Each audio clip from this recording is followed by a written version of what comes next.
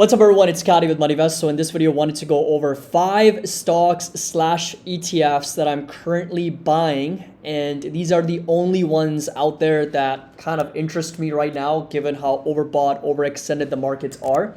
And, we've tried to talk about this concept of risk assessment. And I've tried my best to be as objective as possible in the entire analysis that we do.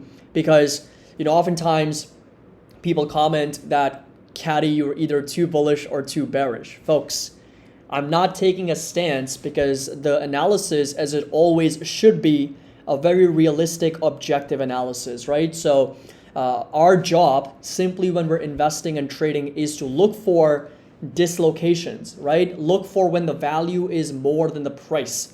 Look for when we can be more optimal, more efficient in deploying cash, when the risk reward is much better in the market. That's what we're here to analyze. We're not here to predict. We're not here to take a stance on, oh, we're bullish or bearish. No, whatever the market throws at you, we analyze it, we take it as is, and then make decisions along the way, depending on what our thesis and our research ends up being. So in this video, I wanted to go over 5 stocks ETFs that I'm currently buying right now. I'm sending out alerts, and I will be sending out more alerts for these specific stocks and ETFs. So hopefully this is helpful for you to kind of get a good understanding on what I'm doing and why I'm doing it. And then, of course, as the markets start to pull back and I see more better deals in the market, then this list will obviously be expanded to 10, maybe 15, maybe 20 stocks that I will be more excited to buy. As you guys know me, I get a lot more excited when there's more red in the market than there is green. Green is great. I love green. I love the markets pushing higher, but red is when the opportunity is. Markets selling off is when I get more excited to buy stocks. So I hope you guys enjoyed this video. Find it helpful. Make sure that you drop a like. Don't forget to subscribe to the channel. I would really appreciate that. And again, links to our Discord and Patreon is going to be down below. Definitely do check out the 16% annual discount that does expire at the end of this month. So literally one more day left. You get access to all the members only private videos, Excel spreadsheets, and Discord access, including trade alerts, and find out exactly what I'm buying, selling. That's going to be included over here. And also do connect with me on Instagram. My handle is going to be CastWRP. I do share a lot of interesting polls, portfolio updates, performances, everything's going to be included. So definitely do connect with me there. Link's going to be down below. So this is going to be the spreadsheet. I'm going to quickly run through the 2023 growth in revenue earnings, the balance sheet, and the valuations for these companies. And I'm going to show you my current position in them as well.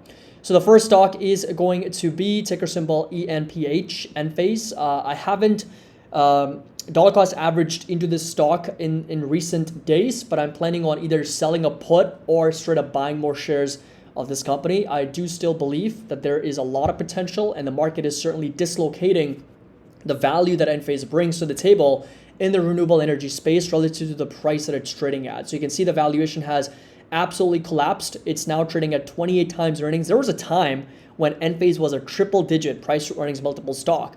Price to sales at under 5, price to free cash flow at 22, and enterprise value to EBITDA at just over 21. We've got a very strong balance sheet, right? So current ratio is over 3.5. Total assets exceed total liabilities. They've got a negative net debt. So debt to free cash flow is also under 3, and cash, like I said, is more than the debt on the balance sheet. Very strong growth in 2023, despite what analysts and downgraders have spoken about Enphase, that, oh, the growth is slowing down. Oh, the company is going through a challenging time because of higher interest rates. Yes, there is a macro element to this, but on a whole year basis, right? That's what kind of really makes me scratch my head, is like on a whole year basis, 2023, revenue and earnings are still expected to grow for Enphase, right? They're still going to grow. And yet the stock continues to drop. I think it's been a little bit of a valuation compression for the company because it was obviously trading at very, very high multiples. And as a result, we're seeing a pretty significant sell-off in the company's stock because of the valuation trading at such high levels, and it's now normalizing a little bit. But as we know, the markets overshoot and overshoot to the downside, upside in both ways. So that's one of the reasons why I'm getting even more excited, and I'll most likely pick up more Enphase here very soon. This right here is my position right now. One of the positions, 100 shares, down 19%, and the other portfolio, I'm down close to 30%. So overall, yes, I am down on this position, but long-term, I'm a strong believer in this company. As long as they're able to execute well, and this transition towards renewable energy continues to happen, I have no doubt that I think Enphase is going to come out with very strong numbers in the future. And again, there's a macro element to this as well, right? There's interest rates that are higher. It's becoming more difficult for companies and individuals to finance these solar systems and panels. And as interest rates start to get cut or they come down, then that's only going to create a more bullish environment for Enphase over the long term. So thesis is intact. And for that reason, Enphase is going to be the #1 stock that I'm planning on buying more. There is also going to be TMF, and TMF has obviously moved up very, very nicely, right? It has pushed up over 30-40% in the last couple weeks as yields have continued to drop. I did a video on this yesterday going over how there could be a panic buying among institutional investors like capital allocators who may want to lock in a lot of these higher rates, especially on the long end of the curve when they are looking at 10-year, 20-year, 30-year treasuries. They want to lock in that 4.5%, 5.5%, close to 5+% rates over the long term. And for that reason, if there's more demand for bonds, yields are going to drop, and as a result, prices are going to move back higher because of the inverse correlation between yields and bond prices. And for that reason, I am picking up possibly maybe more TMF. It's not going to be a huge amount. So this right here is actually, by the way, my other Enphase position, and that is going to be down about 32-33% as I mentioned earlier. But TMF, I've got 3,300 shares right now. I'm planning on picking up more, up 10%, and 200, maybe a couple hundred shares, and maybe getting this position up to 4,000. But as I said, this is more of a macro play. This is a very tactical macro play. And I really want to see it all the way through 2024 because we know that there's going to be more potential rate cuts, especially if we get into a recessionary environment and rate cuts continue. The possibility for us to see more upside on TMF and more downside on yields is significantly higher. And for those reasons, I may add more shares on TMF, let's say a couple hundred shares, or getting this position up to 4,000, 5,000 shares. I'm going to keep it a small percentage of the overall portfolio because I don't want this to be super big. So right now, of course, I think it's like, I'm not sure what percentage it is, but if I do the math, I'm going to figure that out. But a couple hundred shares, maybe up to 4,000 in the future. So next one on the list is going to be some ETFs. Actually, it's going to be Realty Income Corp first. So this is a REIT. This is a real estate investment trust. And this right here is going to be my position. I picked up a lot of shares, a couple hundred shares actually, when it dropped in the mid 40s. And I'm planning on buying more because I really want to expand my yield to cost on this. And I think the opportunity is pretty solid in my opinion because the company is on very solid grounds with respect to the companies that lease from Realty Income Corp. These are all very defensive companies. So even in a recessionary environment, they are going to do well. And their occupancy rate's been almost always above 99%. I don't think it's dropped below 90% ever, or at least in the last 20 years. It's a dividend aristocrat, so it's also known as a monthly dividend company. And the whole idea behind this is to create a nice yield to cost. I want my yield to cost to be at over 6, 8, 10, 12% over time, as Realty Income Corp continues to increase dividend and the price continues to appreciate as well. And if I can get a very, very low cost basis, that's going to help me long term to build that yield to cost at plus 10, plus 12, plus 15%. So that's going to be the analysis with Realty Income Corp. That is going to be the third one that I'm actually buying, and I'm planning on picking up more. I did pick up, I think earlier this week, I did pick up more shares of Realty Income Corp as well.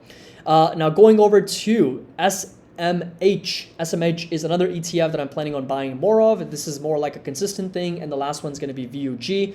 So VUG is another one that's an experiment that I started. And it's a little bit of an update for you as well because I literally, not kidding, I picked up VUG at the top in 2021. I literally timed the top for buying it. And there was a reason for it. The reason was that I wanted to experiment if I continued dollar cost average into VUG, what that's going to look like, right? How is that going to play out over the long term? And look, so far, this right here is pure evidence that when you are looking at diversified long-term ETFs, index funds, it does not matter.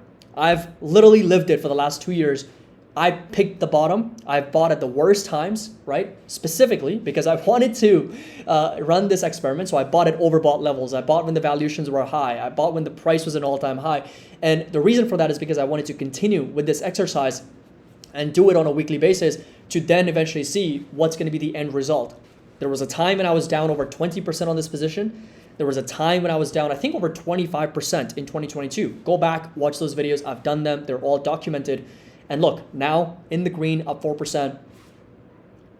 There it is, right? This is the evidence. And so for me, the lesson learned here is dollar cost averaging consistently over time is very, very critical. And in my opinion, at least, a portion of the portfolio or part of the portfolio should be, in my opinion, at least, in diversified ETFs and index funds, and that other outperformance can come from individual stocks and looking at dislocated opportunities where the value is a lot more than the price of those individual stocks, and then that's where the outperformance comes from. But this right here, super excited to buy more. And then of course, finally SMH up a little bit over 9.5%, running another experiment on this as well. I mentioned this in my other video where I was starting a new experiment on SMH, and 9.5% in the green, and I'm planning to pick up more shares. We'll continue to dollar cost average into this one as well, regardless of where the price is, because these two right here, these two are ETFs, broad-based diversified ETFs. So I'm not really concerned about the valuation aspect. Maybe a little bit, maybe when I do believe the valuations are really low, or the markets are selling off and we're down, let's say 20-30% from all-time highs, or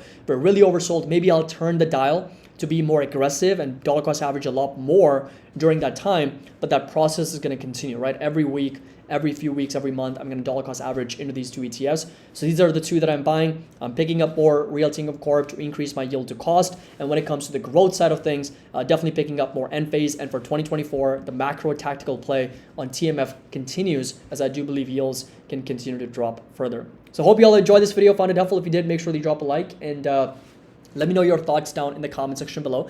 And what do you think? As always, if you enjoyed it, found it helpful, make sure to drop a like. 16% annual discount that's available till the end of this month. So literally tonight is the last night. If you want to take advantage of that, after midnight, it is going to go away. Happy investing. I'll see you all in the next video.